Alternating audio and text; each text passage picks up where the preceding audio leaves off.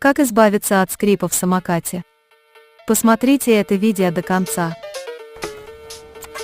Скрипит, передняя подвеска не работает. Нужно болты докупать, менять.